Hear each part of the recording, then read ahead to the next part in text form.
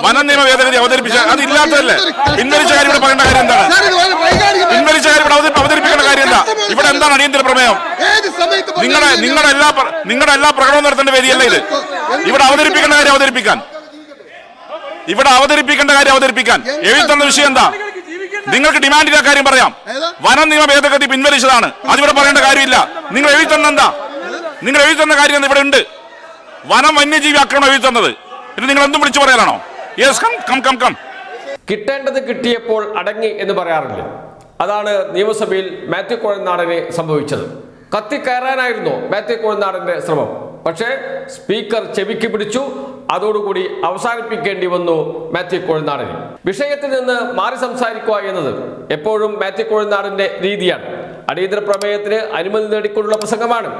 എന്താണ് അടിയന്തര പ്രമേയത്തിൽ ഉന്നയിക്കുന്ന വിഷയം, അതിന്റെ ഗൗരവം എന്താണ്, അതിലാണ് പ്രസംഗം ഊന്നേണ്ടത്. പക്ഷേ പ്രസംഗിച്ച് വനം ഭേദഗതി നിയമത്തിലേക്ക് പോയി മാത്യു കുഴൽനാടൻ. വന്യജീവി ആക്രമണമാണ് അടിയന്തര പ്രമേയത്തിന്റെ വിഷയം. അത് പറയാതെ പിൻവലിച്ച വനം ഭേദഗതി നിയമത്തിലേക്ക് പോകേണ്ട കാര്യം എന്താണ് എന്ന ചോദ്യമാണ് സ്പീക്കർ ഉയർത്തിയത്. സ്പീക്കർ വളരെ ഉറക്കെ തർക്കിച്ചുകൊണ്ടാണ് സംസാരിച്ചത് എന്നുകൂടി ഓർക്കണം. വിഷയത്തിൽ ഊന്നി നിൽക്കാതെ പ്രസംഗിക്കുന്ന മാത്യു കുഴൽനാടനെ ഇപ്പോഴും മുന്നറിയിപ്പ് നൽകാറുണ്ട് AM ഷംസീർ, പ്രത്യേകിച്ച് മാത്യു കുഴൽനാടന്. പക്ഷേ അതൊന്നും കണക്കിലെടുക്കാതെ മുന്നോട്ട് പോയപ്പോൾ ശക്തമായ താക്കീത്, ശബ്ദമുയർത്തി സംസാരിക്കേണ്ടി വരുന്നു സ്പീക്കർക്ക്. എന്ന് വെച്ചാൽ വിഷയത്തിൽ ഒതുങ്ങി നിന്ന് സംസാരിക്കുക എന്ന പതിവ് മര്യാദ പാലിക്കാത്ത ആളായി മാത്യു കുഴൽനാടൻ മാറി എന്നർത്ഥം. അതിപ്പോഴല്ല, നേരത്തെയും എത്രയോ തവണ നാം കണ്ടതാണ്. അതിപ്പോൾ മാത്രമല്ല, നേരത്തെയും കണ്ടതാണ് സഭയിൽ മാത്യു കുഴൽനാടന്റെ പ്രസംഗങ്ങൾ ഇതുപോലെ വിഷയത്തിൽ നിന്ന് മാറി സംസാരിക്കുന്നത്. അതുകൊണ്ട് തന്നെയാണ് ശക്തമായ നിലപാടെടുക്കേണ്ടി വന്നത് സ്പീക്കർക്ക്. ആ ഭാഗം മുഴുവൻ കേൾക്കാം. അവരെ KM മാണി ജീവിച്ചിരിക്കുന്ന സമയത്ത് UDF സർക്കാർ അധികാരത്തിലിരുന്നാൽ ഇങ്ങനെ ഒരു ഭേദഗതി ബിൽ ഈ സംസ്ഥാനത്ത് പബ്ലിഷ് ചെയ്യപ്പെടുമായിരുന്നു. നിങ്ങൾ എന്താണ് അവതരിപ്പിക്കുന്നത്? ഇന്ന് അവരുടെ ശബ്ദം ഈ വനം നിയമ ഭേദഗതി പിൻവലിച്ചു. ഇവിടെ പറയേണ്ട കാര്യം എന്താ? വനം നിയമ ഭേദഗതി അവതരിപ്പിച്ച അതില്ലാത്തതല്ലേ? പിൻവലിച്ച കാര്യം ഇവിടെ പറയേണ്ട കാര്യം എന്താണ്? പിൻവലിച്ച കാര്യം ഇവിടെ അവതരിപ്പിക്കേണ്ട കാര്യം എന്താ? ഇവിടെ എന്താണ് അടിയന്തര പ്രമേയം? നിങ്ങളുടെ എല്ലാ പ്രകടനവും നടത്തേണ്ട വേദിയല്ല ഇത്. ഇവിടെ അവതരിപ്പിക്കേണ്ട കാര്യം അവതരിപ്പിക്കാൻ എഴുതി തന്ന വിഷയം എന്താ? നിങ്ങൾക്ക് ഡിമാൻഡിന്റെ കാര്യം പറയാം. വനം നിയമ ഭേദഗതി പിൻവലിച്ചതാണ്, അതിവിടെ പറയേണ്ട കാര്യമില്ല. നിങ്ങൾ എഴുതി തന്ന കാര്യം ഇവിടെ ഉണ്ട്. വനം വന്യജീവി ആക്രമണം എഴുതി തന്നത് ഇത് നിങ്ങൾ എന്തും വിളിച്ചു പറയാനാണോ? കം. നോ. അടിയന്തര പ്രമേയത്തിനകത്ത് അതിൽ നിന്ന് സംസാരിക്കണം. എങ്കിൽ രാഷ്ട്രീയ പ്രസംഗം നടത്തിക്കോട്ടെ. ഇവിടെ ഉണ്ടല്ലോ, ഇവിടെ ഡിമാൻഡ് ഉണ്ടല്ലോ. നയപ്രഖ്യാപനത്തിൽ പ്രസംഗിച്ചോ? യെസ് അവിടെ ഇരിക്ക്. പ്ലീസ് അവിടെ ഇരിക്കണം. യെസ് അങ്ങ് കണ്ടിന്യൂ. യെസ് അങ്ങ് കണ്ടിന്യൂ. സർ വന്യജീവിയുടെ അക്രമവുമായി ബന്ധപ്പെടാത്തതാണ് സർ വനനിയമം പരാമർശിക്കാൻ പാടില്ലേ? ഞാൻ പറയട്ടെ, നിങ്ങൾക്ക് പൊള്ളുന്നത് എന്തുകൊണ്ടാണ്? പൊള്ളുന്നത് ഈ കേരള കോൺഗ്രസ് എന്ന് പറഞ്ഞ് ജയിച്ചു വന്ന എല്ലാവരും മലയോര മേഖലയിലെ ജനങ്ങളുടെ വോട്ട് വാങ്ങി ജയിച്ചു വന്നവരാണ് സർ. അവർക്ക് പറയാൻ കഴിയും അവരല്ലെന്ന്. ആ വോട്ട് വാങ്ങി ജയിച്ചു വന്നവർ ഇന്ന് നിയമത്തിന് അനുകൂലമായി നിന്നപ്പോ പൊതുജന വികാരം ഉയർന്നു വന്നപ്പോൾ ശരിയാണ്, മാറ്റേണ്ട വന്നു. മുഖ്യമന്ത്രി അങ്ങ് പറയരുത് അങ്ങ് അറിയാതെയാണ് കാണാതെയാണെന്ന്. അതിന്റെ അർത്ഥം അങ്ങക്ക് ഭരണത്തിൽ ഒരു കാര്യം എക്കും ചുക്കും അറിയില്ലെന്നാ.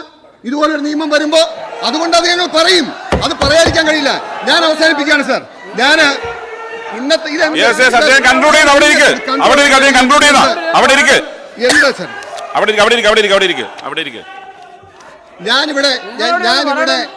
ഞാനിവിടെ പരാമർശിച്ച കാര്യങ്ങൾ ഏതെങ്കിലും തെറ്റാണെങ്കിൽ അങ്ങ് ചൂണ്ടിക്കാണിക്കണം. ഞാൻ പിൻവലിക്കാം. ഞാൻ ചോദിക്കുന്നത് വന ഭേദഗതി നിയമം ഈ ഇരിക്കുന്ന മന്ത്രിമാർ കാണാതെ അറിയാതെയാണോ വന്നത്? അത് നിഷേധിക്കാൻ കഴിയോ? ഞാൻ ചോദിക്കുന്നത്, ഞങ്ങൾക്ക് ഉറച്ചു പറയാൻ കഴിയും. UDF സർക്കാർ അധികാരത്തിലിരിക്കുമ്പോ മലയോര മേഖലയിലെ ജനങ്ങളുടെ ശബ്ദം അധികാരത്തിന്റെ അകത്തളങ്ങളിൽ ഉണ്ടായിരുന്നു. 100%. പക്ഷേ ഇന്ന് ഞാൻ അങ്ങയോട് മറ്റൊരു കാര്യം വന്നു. ഈ സർക്കാരിന്റെ നിരന്തരമായ ഭാഷ്യം കേന്ദ്ര സർക്കാരിന്റെ നിയമമായതുകൊണ്ട് ഞങ്ങൾക്കൊന്നും ചെയ്യാൻ കഴിയില്ലെന്ന്. തൊട്ടയൽ സംസ്ഥാനമായ തമിഴ്നാട്ടിലേക്ക് നോക്കണം. സ്റ്റാലിൻ എന്ന മുഖ്യമന്ത്രി ഒരു നിയമം പാസാക്കി. കാട് വിട്ടിറങ്ങുന്ന കാട്ടുപന്നി 3 കിലോമീറ്ററിനകത്ത് എവിടെയാണെങ്കിലും വെടിവെച്ചു കൊല്ലാമെന്ന നിയമം വന്നു. എന്തുകൊണ്ടാണ് സാർ നിങ്ങൾ ഒരു സ്റ്റെപ്പ് എടുക്കാൻ കഴിയാത്തത്? ഈ സർക്കാരിന് ഒരു അധികാരവുമില്ല, ഒരു പവറുമില്ല എന്ന് പറയരുത്. പക്ഷെ നിങ്ങൾ അത് ചെയ്യാൻ തയ്യാറല്ല സാർ. എന്നെ വേദനിപ്പിക്കുന്ന കാര്യം, നമ്മൾ ആരും കാണാതെ ആരും ശ്രദ്ധിക്കാതെ നിശബ്ദമായ ഒരു കുടിയിറക്കം ഇന്ന് ഈ മലയോര മേഖലയിൽ നടന്നുകൊണ്ടിരിക്കുകയാണ്. ഇതുപോലുള്ള നിരന്തരമായ പ്രയാസങ്ങൾ കൊണ്ട് വിഷമം കൊണ്ട് ഇത് ഞാൻ അങ്ങനെ സംസാരിക്കാൻ അനുവദിക്കുന്നില്ല. ഞാൻ അവസാനിപ്പിക്കാം. പ്ലീസ് ഉള്ള സമയമെങ്കിലും സംസാരിക്കാൻ അനുവദിക്കണം. സർ, ഉള്ള സമയമെങ്കിലും സംസാരിക്കാൻ. ഞാൻ കൺക്ലൂഡ് ചെയ്യാണ് സർ. ഞാൻ അധികം പറയുന്നില്ല. നിങ്ങൾ അസ്വസ്ഥരായിട്ട് കാര്യമില്ല.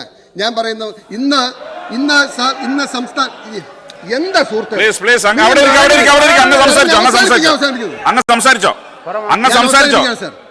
സർ, ഞങ്ങൾ ഒരു കാര്യം കൂടി പറയുകയാണ്.